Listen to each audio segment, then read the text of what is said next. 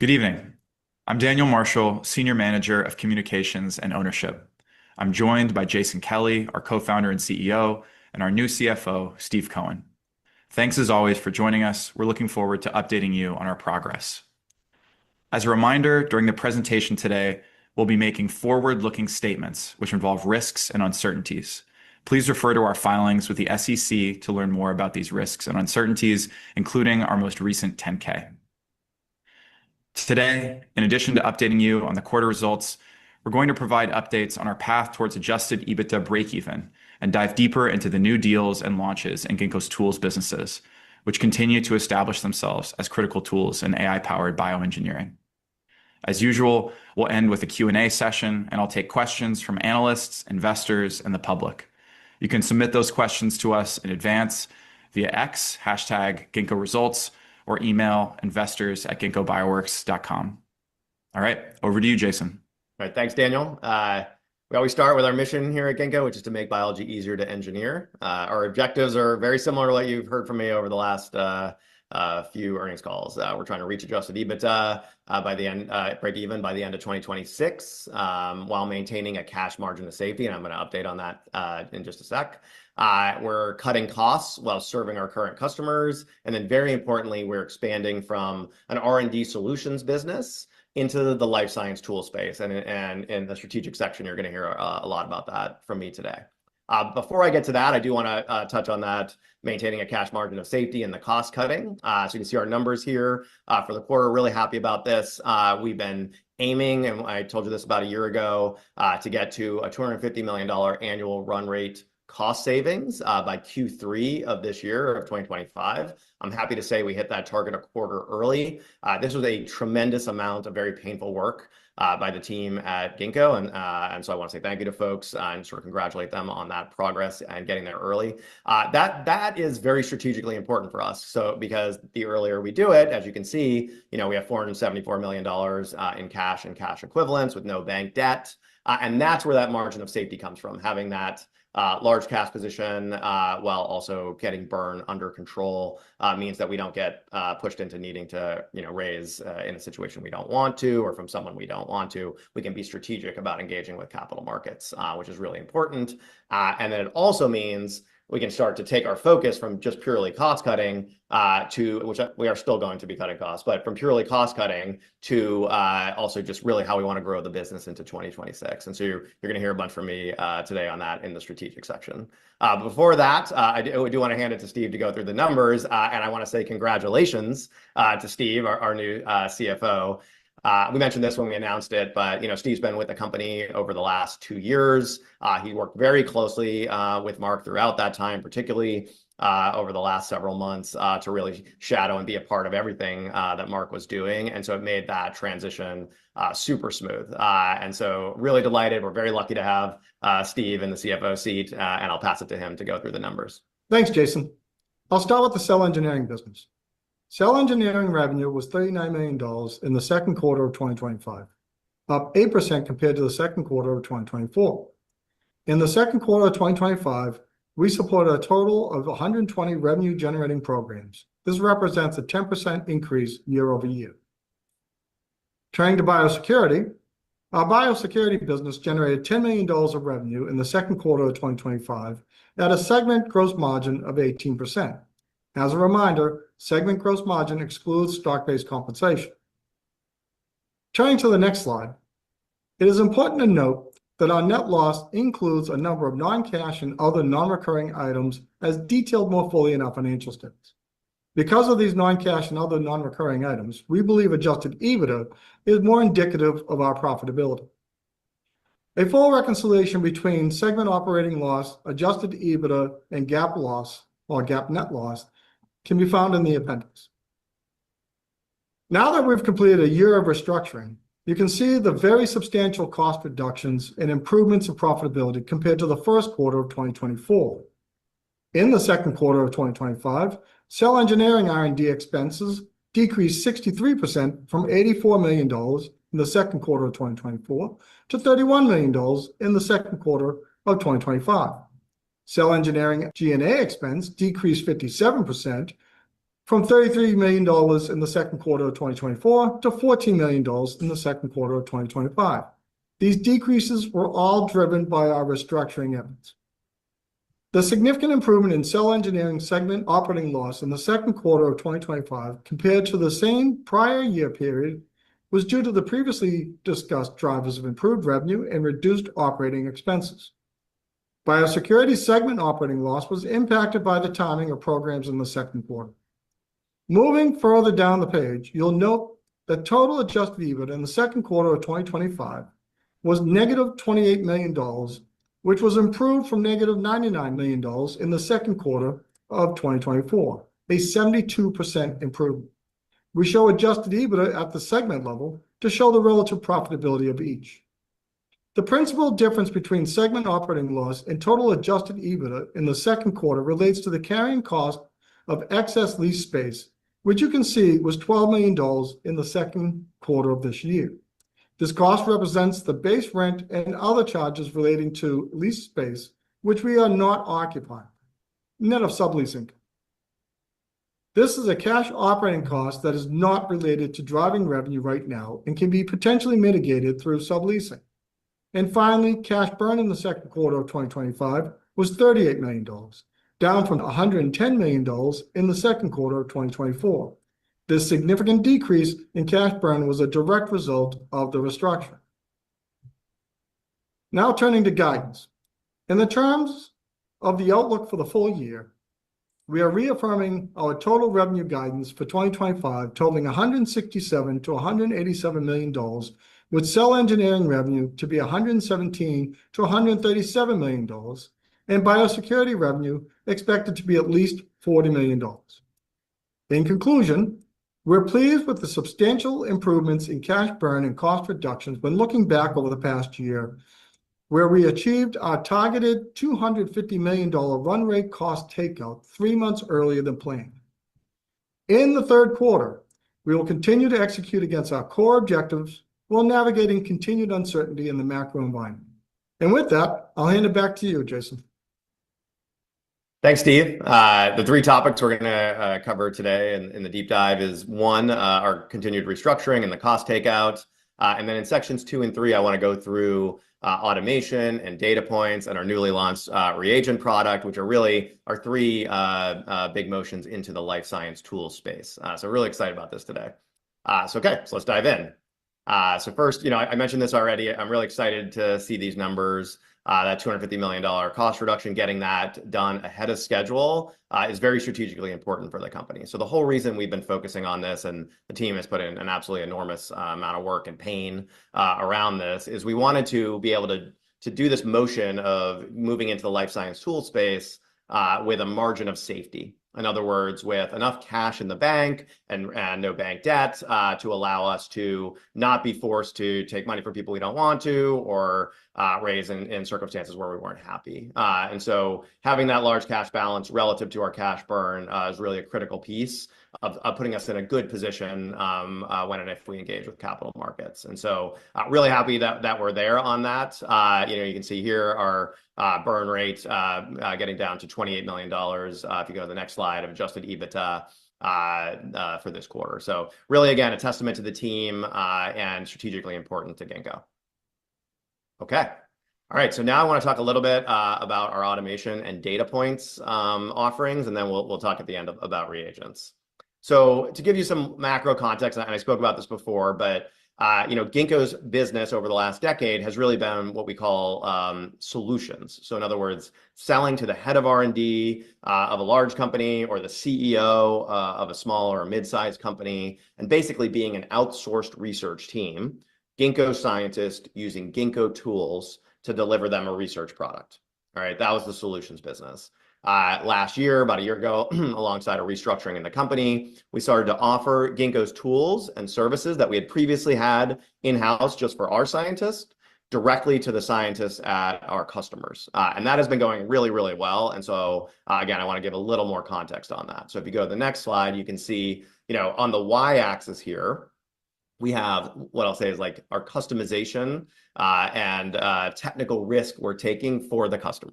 So when that is high, like it is in research solutions, in other words, we'll have a big milestone that will only get paid if we're technically successful. The customer is willing to give us downstream value share. In other words, a share of the future value of their products, either a royalty or success-based milestones like that technical milestone I mentioned, and so on. That's really in exchange for the level of customization and risk we're taking. So as we go down that y-axis, we go to the right-hand side of this chart where we're not able to get royalties and downstream value share. So that's a downside, okay? But the upside is we're selling something much more off the rack. In other words, a more standard, scalable product to the customer. And if you go to the next slide, what we're seeing here is the solutions business has that big upside. It takes a while to get to it. So I think there's a really nice complement here where our tools offerings are able to give us near-term revenue, smaller batches, wider customer set, opening new markets. We're going to talk about the reagents. This first kit is a $2,000 kit. Scientists can order it with a credit card. So that is really allowing us to have a faster cycle time going to market. It's a good complement for the solutions business, and it's the right time to do it. All right, so I'm going to jump in and talk a little bit about our automations offering, and then we'll get to our data points, which is more of a traditional CRO, and then finally reagents. All right, so when I talk to customers about automation, I like to show this slide, which is that Ginkgo, in addition to selling automation, has been a user and builder of automation over the last decade as we've been doing these solutions partnerships. And this is where that solutions business really complements life science tools. We're almost unique among life science tools vendors in really being primarily doing high-end science using our tools over the last decade, which means we have an enormous amount of familiarity with what's out there in the market, what works and what doesn't. And we built a lot of our in-house tools to fill gaps in what we couldn't get from vendors on the market today, which is what makes our tools business so exciting. Because when we launch these things, they're immediately stepping into a gap in the market, because if it hadn't been a gap, we would have been buying it already from the life science tools companies. And so if you go to the next slide, this is what I think is the core challenge if you look across the industry today. So when we talk to life science leaders, heads of R&D, and so on, the number one thing you're hearing is there's a demand for more output from the same R&D resources. And this is a combination of factors, sort of economic pressure in the industry, over the last 3 or 4 years with interest rates up. But it's also competition from biotech companies in China, where you're seeing lower cost labor, sort of lower cost infrastructure, and so on, creating pressure on the research infrastructure here in the United States and in Europe and others. And so how do you solve that problem? Well, part of the issue from my standpoint is the overwhelming majority, 95% plus of the research work done in the sciences and in commercial biotech and agriculture is done at the lab bench. And that picture on the left is basically what every lab bench looks like if you go into any one of these companies, right? So there's pipettes at the bench. I did my PhD in bioengineering. That's 5 years of picking up one of those pipettes and moving liquids around, working by hand at the bench, buying things from the Thermo Fisher catalog, reagents. It's very variable. Like you can do almost anything you want, but you do it at low throughput. And as you do more of it, it does not get cheaper, right? It's not like making cars or making semiconductor chips, where as you do more, the cost falls per unit. As you do more research, it's just as expensive as the last unit as you do more, because it's being done by hand. So sort of the obvious thing, like if you're a tech person, is like, well, let's just automate it, right? Like if we automate it like semiconductors and automobiles, you'll get a much lower cost per unit operation in the lab. And this is even more acute because you're seeing demand around AI for these large data sets. And I'll point out, we're not the only ones thinking this way. Like, well, let's automate it, right? So President Trump put this out just last week, Winning the Race, America's AI Action Plan. And I would really recommend you read this document. It's great. It's very focused on the actual things to do in order for the United States to make strategic choices in AI. And one of the categories is invest in AI-enabled science. And you should read the doc, but I'll just call out one specific part where it says, through NSF and DOE and so on, and other federal partners, there should be an investment in automated cloud-enabled labs. Okay, and what they're saying there with cloud-enabled is think like a data center, right? When we say cloud computing, we think of a big data center that can do lots of different stuff, and it's accessible and gets cheaper with scale and improves with technology. Can we make the lab bench more like the data center cloud? That's the provocation from this sort of AI action plan. And I think we can. If you go to the next slide, I'll show you why it's been hard historically in the industry. So on the y-axis here, and this is going to be my like automation nerd out slide, so bear with me. So on the y-axis here is a term of art in automation called mix. Okay, so a low mix environment is like an automobile plant. All right, you're making the same car over and over again. It's a low mix of output. A high mix of output is like a fine chef at a restaurant. All right, lots of different orders coming in from the menu, variations, people are requesting all kinds of stuff. You have a common set of tools, but you use it in very different ways to produce different high mix of outputs. Okay, that chef is very analogous to the scientists at the lab bench today. Very analogous. All right. There's a common set of tools, common set of equipment on those benches. They're using their hands and they're doing a very high mix of work. And they are very well served by Thermo Fisher, Danaher, and a long tail of equipment and reagent vendors over the last 50 years that are selling them all kinds of stuff to work at that bench. All right. And it actually works pretty good. It just doesn't scale. Okay, it really does not get cheaper with scale. And that's what we're seeing with the increasing price per new drug discovered and everything else. All right. On the other hand, on the low mix side, more like an auto plant and a high throughput on the x-axis, okay, we have what we call automation work cells. And I'll show you a picture of one in a second. But these are where automation has been used in life sciences today. Things like high throughput screening and compound management, places where, diagnostics, where you're doing the same protocol over and over and over again. And their automation does work great in the lab. And there's companies like Thermo Fisher and High-Res Biosolutions that'll sell you these customized work cells. The trouble is they just do those one or two protocols. They don't have anywhere near the flexibility of the bench. And so the question is, can we get to high mix, high throughput, or at least like medium mix, medium throughput, something that's closer to the bench, but sees a scale economic? All right, and that's what we're trying to achieve with Ginkgo automation, and we believe is possible with our reconfigurable automation carts, our racks, and our software on top of them. And so I'm going to talk a little bit more about that. So to give you some context, on the slide here, you can see a picture of, if you go to the next slide, a work cell. And so this is that traditional low mix, high throughput automation work cell. And this is actually one that we got built for Ginkgo. Okay, right? And those two white towers in the middle are robotic arms. They can pick up a plate and move it to all the various benchtop lab equipment that's jammed into that thing. You can see everything kind of stuck in there and on top of each other and everything else.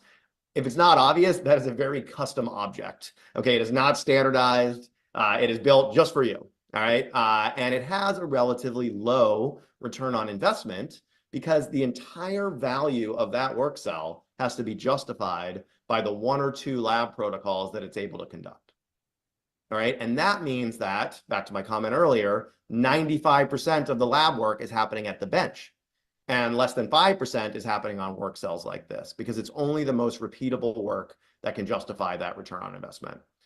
So if you go to the next slide, this is our solution to that, the reconfigurable automation cart.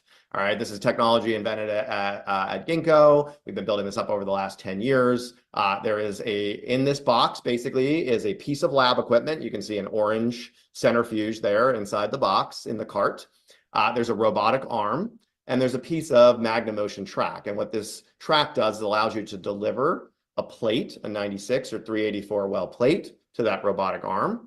The robotic arm picks up the plate, puts it onto the piece of lab equipment, and we have, I'll show you in a minute, now 50 plus lab equipment integrated, puts it on the equipment, and the software tells the equipment, run your experiment, and when it's done, the arm picks up the plate and puts it onto the track.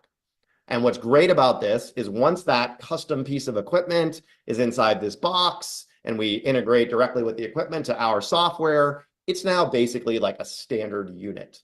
All right, and if you go to the next slide, you can see we can stitch these together. We put unit, unit, unit, and we've now connected three pieces of lab equipment all into one setup, and we can move the plates among those equipment on that magnetic track. And with the arms, we can deliver the samples to the equipment, and it all just works if it's on that integrated setup. And we have now, like I said, 50 plus pieces of equipment, they're not all shown here, integrated into these setups, and we're adding more every day. If a customer wants a new piece of bench equipment inside our setup, we do that at our cost, and then have it integrated in the future for future customers. Okay. And you can put together many of these. This is a picture of our lab. If you go to the next slide, here in Boston. And again, unique among automation vendors, we use our own automation in a BSL-2 lab. So this is a 20 plus rack setup. And inside it, you have all these different pieces of equipment. And you can, again, run protocols that connect any piece of equipment to any other piece of equipment in that setup. You go to the next slide. This modularity is really exciting. Customers are loving it. This is just us at a few vendor trade shows. I really like the picture up in the top right. Recursion had an event at JP Morgan. They invited us to come, and we actually set our rack system up. It was like a 5-cart system in an afternoon and had it running for the cocktail party. All right, so the ability to quickly build the system and then, very importantly, expand the system is unique to our hardware. If you're building that, kind of Rube Goldberg machine with the arms in the middle and everything else, that is a custom job that takes a long time to do. And it's, again, built one-off for the customer. With this, we can really print these carts and allows customers to quickly scale their infrastructure. And if you go to the next slide, we have a great existence proof of this, which is our setup that we've been using at Ginkgo to do research work for customers over the last several years. So you can see here, highlighted in blue, a number of pieces of equipment that were originally put on our setup for next-gen sequencing prep of samples. Okay, and so having all those on that setup allows a sample to get prepared and go on to our sequencers. That was the original investment. That was the ROI. We were going to do tons of next-gen sequencing, so that justified it. But then, very importantly, our scientists came along, and if you go to the next slide, they requested a protein quantification assay. It's a high-bit assay made by a company called Promega, and they wanted to run this at high throughput instead of at the bench. And so we developed a protocol that would be, 7,600 samples in 6 hours, like a very, high throughput protocol. And if you look, and we wanted to now add this to the racks on the next slide, we were able to reuse, now the blue on here, our machines from the NGS protocol that are relevant to the high-bit protocol. So we don't need to buy those again. They're already on the setup. In fact, in order to add this high-bit protocol, we only had to add the Ferristar, that one pink highlighted piece of equipment at the top was added in order to enable a whole new protocol. So that's the ROI, right? Like, we had to just add one piece of equipment, and all this existing investment, and these work cells and things can cost $1 million plus when you make the one-off, and you can't expand it. By adding just one cart to this, we're able to have it do a whole nother protocol. And then, importantly, as you add enough carts, it costs no more to do more protocols. It's just software changes because you have enough equipment in one big setup in order to make that possible. And this is, if you go to the next slide, what I'm really excited, I think this is the direction that the US government is headed with these cloud-enabled labs. This is the direction that I think heads of R&D absolutely have to have on their radar if they're looking to reduce research costs, which is to have many, many, many pieces of equipment all in one big setup that can basically do whatever protocol you want in the future. And this is a setup we just announced a week ago that we had nearly complete for Pacific Northwest National Labs. It's an 18-piece of equipment setup. And what's really amazing about this, if you go to the next slide, it is all of our sort of like arms and tracks are inside of anaerobic chambers for this system. So this is an environment that humans can't go in. It's air-free, and so it's really difficult. You see those like arm things. Normally, people are doing experiments with their hands in glove boxes and all this crazy stuff. Instead here, those arms are really just to service the equipment that you see on this setup, and all the samples that are going to move among the equipment are going to run through our automation. And if you go to the next slide, we believe this is the largest automated anaerobic system in the world now. Really excited about the Department of Energy investing in this. I think this is exactly what the president's looking for in the next slide in these sort of cloud-enabled labs initiatives. And so I think you will see more of this. I'm really excited about this. I think Ginkgo's technology is perfect for this. And by the way, I think 18 instruments in one setup is going to be looked at as small in the future. Really, we should have 100, 200 instruments all in one big setup that allows you to ultimately submit protocols to do anything you could do at the bench. And that ultimately, we're not there yet. There's a lot of technology between here and there, but that's really the dream here, is to be able to have that same level of flexibility or something near it, but with the scale economic of automation. And that is absolutely essential if we're going to have AI-enabled science, without question. It's just not going to happen at the lab bench. All right. One more thing on this. The software side, I'm not going to be able to dig in today, but I'm excited to tell you more about it in the future. I will just say for customers that are tuning in, Ginkgo's been doing lab-in-the-loop AI-enabled science, having reasoning models, interacting with this robotics, really, really cool stuff. We'd love to share it with you. And we have the whole, obviously the hardware I spoke a lot about today, but importantly, the software stack, the modern APIs, cloud-based software, everything that makes that all really feasible. MCP servers accessing all these equipment. So if you're really, ahead of AI, looking to bring that into your biotech company, you should give us a call, both for the hardware and the software layer. Okay, so that's as much as I want to say about automation, but I really see that as being extremely strategic for Ginkgo going into 2026. And as we've gotten our costs more under control, you're going to hear me go more in this direction, right? It's going to be more about what can we invest in for growth in the future. And one of those big areas is going to be automation and AI. All right, beyond that, I want to talk about our push into the CRO services market. We call this Ginkgo Data Points. We have a number of different services now: perturbation response profiling, specialized high throughput screening, antibody developability, which I've talked about before, but we just launched our small molecule developability, or our ADME service. And you can do lots of different things with these services. They are available, just to be clear, there's no royalty, there's no milestone. It's just like engaging with a CRO like a WuXi or whoever, fee-for-service basis. You own all the IP and data as the customer. But we're able to do this at very large scale because of our automation expertise. And so one of the things I'm really excited about, we announced this in the press release of the ADME service, is if you have a quote from another vendor in the CRO space, like for example, Chinese vendor, and you want to onshore that back here to the United States, just send us the quote. We're happy to meet it. And that goes for ADME, but generally you should send us the quote anyway. We're happy to see it across any of our services and meet vendors. And so please do keep that in mind if you're looking at data points. This is why I'm excited about data points in the long run. I think it is exciting to go after the traditional CRO market. I think there's good business there. It's also not that high throughput. A lot of what places like WuXi have done is basically gotten cheaper hands at the bench and then offer that as a service. So like that buys us, whatever 40% cost reduction on the big problem of reducing R&D and getting scalability, but then it kind of runs out because it's just not getting cheaper. I think across the board, if we want to get cheaper, the answer is automation. And so Ginkgo's been doing this work really in an automated fashion, and that allows some unique offerings to customers. So I'll just highlight this funnel here, where this is traditional drug discovery. You're going to identify a target. Then you're going to run some high throughput screen, maybe on a robotic setup, maybe in some sort of pooled assay in the lab. Either way, you're going to screen a bunch of lab work to pick a few hits.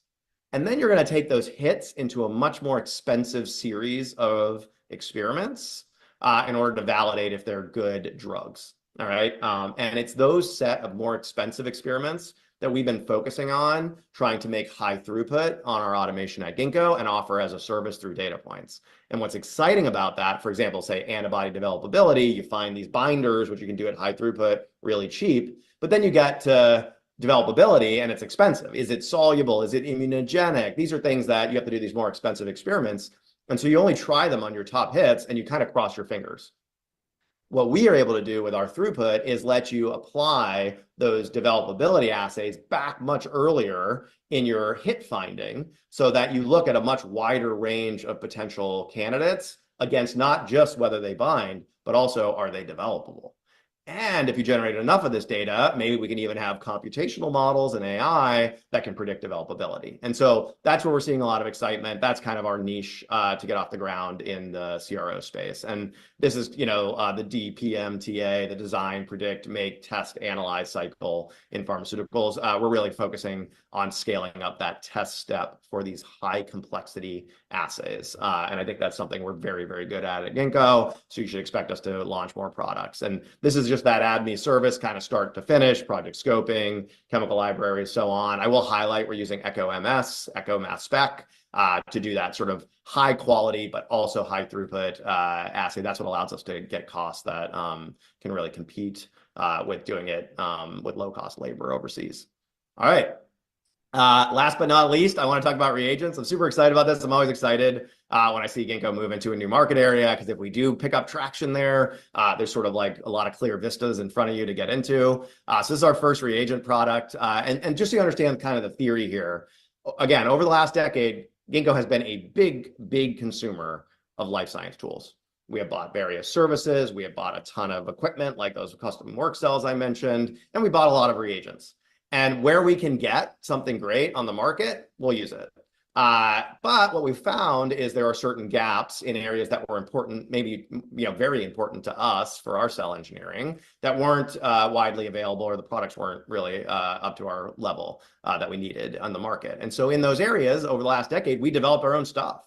We just never sold it to anyone because it was part of our solutions offering, and we kind of wanted to keep it proprietary. So what's really fun here in Rage is we're getting to launch a bunch of these, what had previously been in-house assets at Ginkgo. And in fact, we've had Ginkgo employees who left, went to other companies, and were like, hey, will you just like give me that, reagent or thing we used to have at Ginkgo, because I want it. And so we heard that enough times that we decided we might as well try to sell it. And so this is our first product, the cell-free protein synthesis. So cell-free protein synthesis is basically, instead of, if you want to produce a lot of protein, taking your gene of interest and moving it into a live cell, like an E. coli or a yeast, and then growing that live cell, producing the protein and extracting it.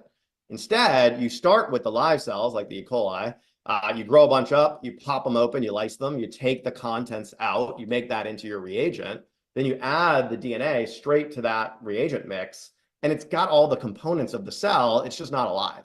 And so it'll make protein. Now, there's some downsides, like the cell keeps everything in a little, small container, so it has like a high density, which is helpful for production. But you don't have this extra step of growing the cells and everything else. So for a number of applications, cell-free really does stand out. And we had a lot of those applications at Ginkgo. So we have, our product here has twice the yields for half the cost compared to market leaders for certain protein constructs. And you can get, $2,000, you can get a 10 mil kit, which is a great offer on the market today. And in fact, we launched this just last week. We've already got some early sales, which makes me very excited. But importantly, we also had a free sample. So we have, over 100 people have requested samples. And what I think is just, I wanted to highlight was a large fraction of that was actually in the academic research market. This is a market that Ginkgo has basically never sold anything to until selling a kit recently, because we haven't had anything to offer. They're obviously not going to outsource research to us. That's really like all they do for a living. So our solutions business never made sense. And then we had, a certain scale of CRO services with data points that were really pointed at the commercial market. So I'm pretty excited to see this. I think the academic research market has been a huge market for life science tools companies like the sequencing companies and companies like Thermo Fisher. So us being able to get into that market here with reagents is very exciting. Okay, so that was kind of what I wanted to walk through. Again, big takeaways. We're coming in a quarter early on that cost takeout target. That's very strategically important. We've done that with a good amount of cash and margin of safety still in the bank, that $474 million in cash equivalents and no bank debt. That sets us up very well to look to the future. And we are doing that. So you will see and hear more from us on the life science tool space. I shared some of that today, but expect Ginkgo to really be focused on growing into 2026 from here on out. So super excited to hear your questions, and thanks very much for your time. Great. Thanks, Jason. As usual, I'll start with a question from the public and remind the analysts on the line that if they'd like to ask a question, to please raise their hands on Zoom, and I'll call on you and open up your line. Thanks, everyone.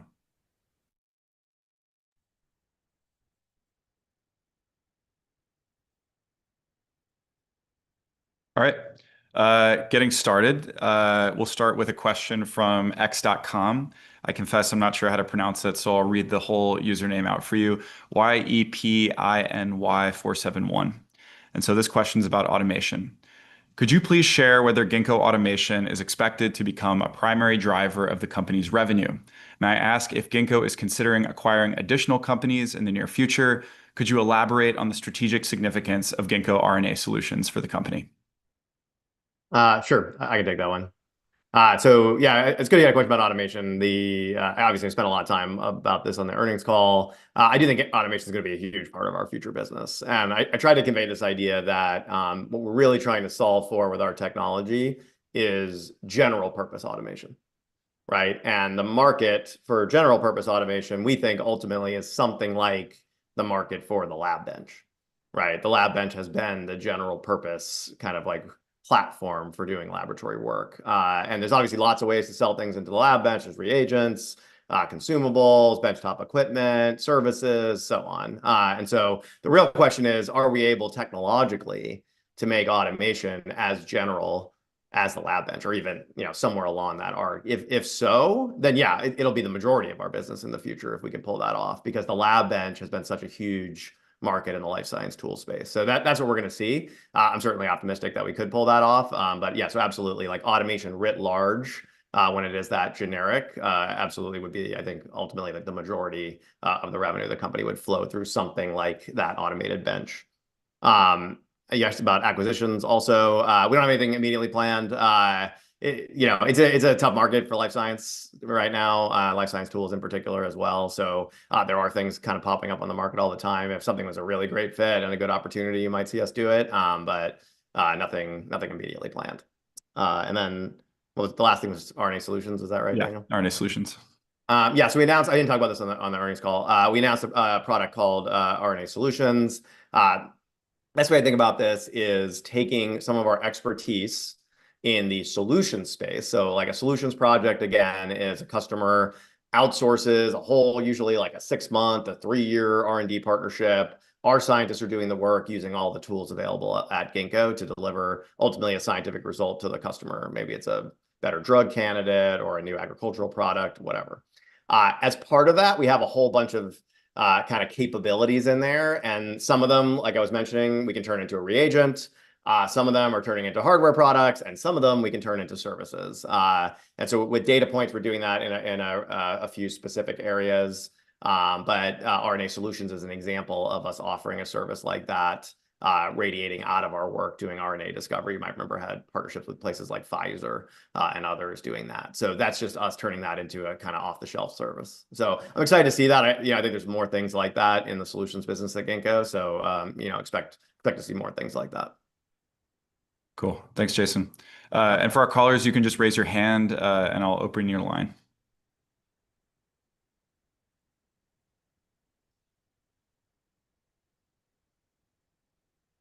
I have another email question, which I can get to in the meantime while we're waiting.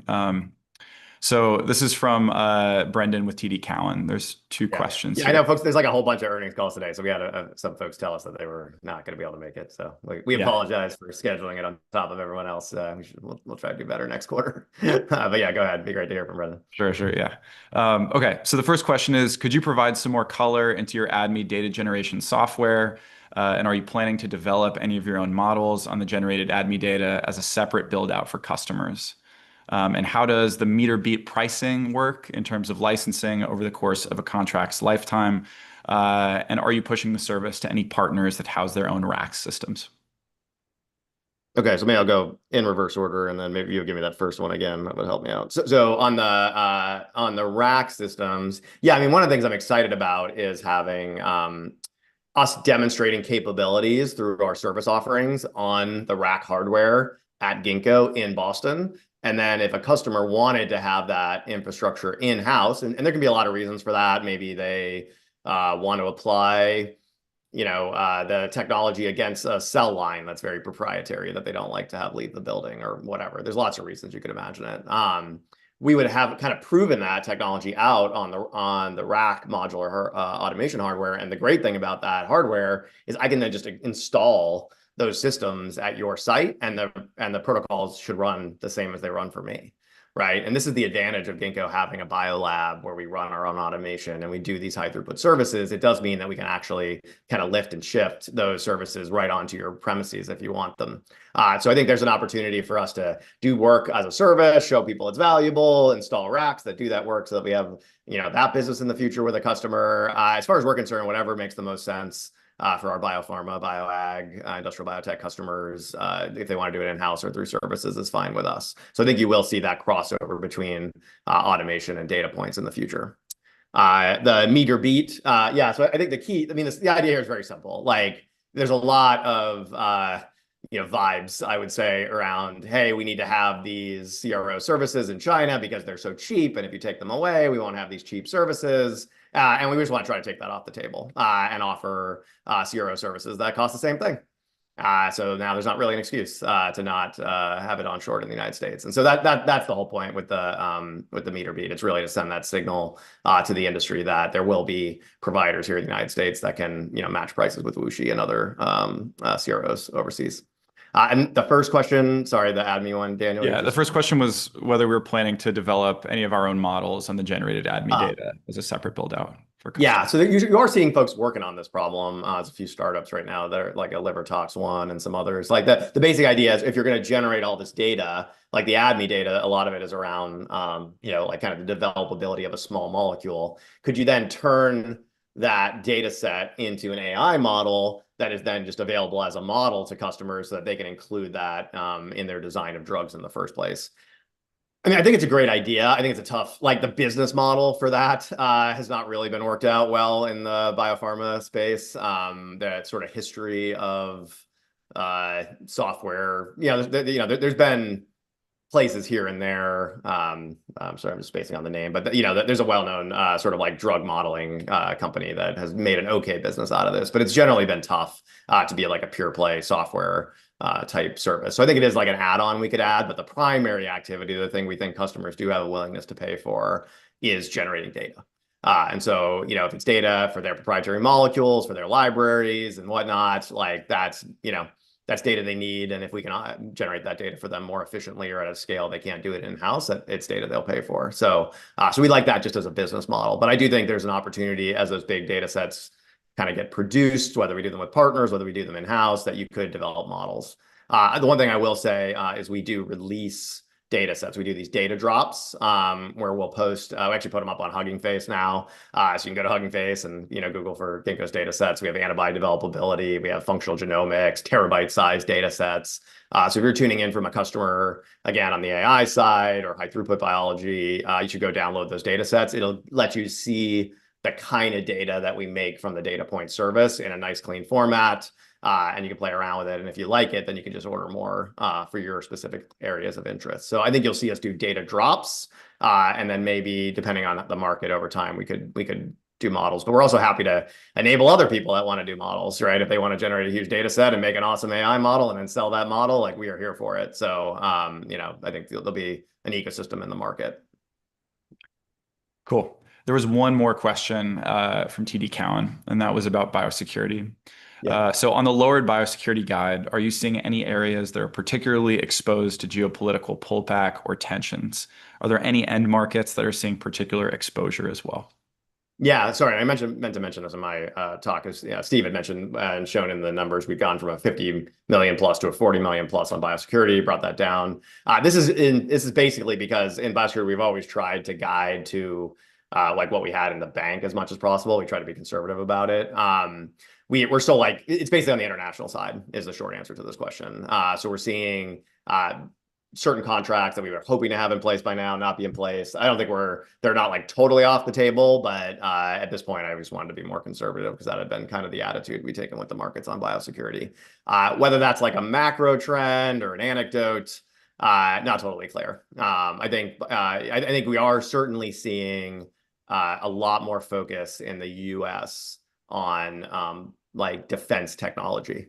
And I think biodefense, and this is like the companies like the Andurils and the Palantirs of the world. I think there's like little question that there should be sort of like a biodefense prime, right? Like that's a thing that should exist in the market. How that gets built and what are the first types of contracts and so on, I think are still like open questions. But I think Ginkgo's biosecurity business is well positioned to lean into that. But we have to kind of just see the market as it develops. Cool. Thanks, Jason. Yeah. All right. Any questions? I have another one from online, if you'd like for me to go that direction. Yeah, sure. Go ahead. We'll do one more. And then if no one else is there, it's busy earnings day. So go ahead. Yeah. So this question is from Treep90501 on x.com. Regarding your target of adjusted EBITDA profitability next year, could you walk us through the key levers you're focused on to bridge the gap from today? Specifically, where do you see the most significant impact coming from? Is it increased foundry automation, AI-driven efficiencies, or disciplined SG&A management? Steve, do you want to touch on that? Yeah, I can start it. Maybe you speak to maybe some trends, Jason. If you just level set what we just accomplished in 4 quarters, we've succeeded in taking $250 million out of our cost run rate, and we have effectively 6 quarters to go before we get to our target goal. So just looking at what we've done in the last 4 quarters, that's going to roll forward positively for the next 6. In addition to that, we still have some cost levers to take out. We need to be strategic about that. It's not as company-wide and holistic as we just accomplished, but there's absolutely more opportunities in the cost side. And then we have to drive revenue. And a lot of the drivers of revenue are what we've been talking about all along. We need to see solutions, contributions from tools, and we really see a lot of what Jason talked about is going to roll in some successful way in revenue. That said, our biggest risk and opportunity still remains the sublease situation that we have. We have a significant amount of unutilized, underutilized rent space, lease space. And so you've seen that we've taken it out of the segment adjusted EBITDA, the unused space, because we're not using it to contribute revenue right now. So, the most important element of that is we've succeeded in doing what we said we were going to do. We were going to shrink our footprint as far as our work level, revenue production level. We've done that successfully, and we're out marketing. The tough side and the risk side is the fact that the Boston market and the other markets around are just soft at this moment, but we're continuing to focus on that. Jason, I don't know if you have any views on revenue drivers. No, I mean, I think the big one is just a continued shift into tools. So, I think we'll watch how fast we can get the pickup on the automation in particular and data points. It could be very swingy. I mean, we're seeing a lot of interest because of the AI work in beginning to automate labs. And I do think we have the sort of best technology in the market for that. If you're really talking about general purpose lab automation and connecting it to AI reasoning models and this lab in the loop concept and all these types of things, I really think we're well ahead on that. And so we'll see. That would be the one that's the most swingy, where we could really get ahead on things. But it is a new area for us, and so I don't want to overstate it. But I'd say that's the place where I see the most upside potential on revenue in 26. Cool. Thanks, Jason. All right, not seeing any other questions right now. I know folks are on other calls as well. So just a reminder that you can always reach us at investors@ginkgobioworks.com, and we'll get back to you as soon as we can. I want to thank everyone for tuning in today. Yeah, appreciate it, everybody. Thanks for the questions. There you go.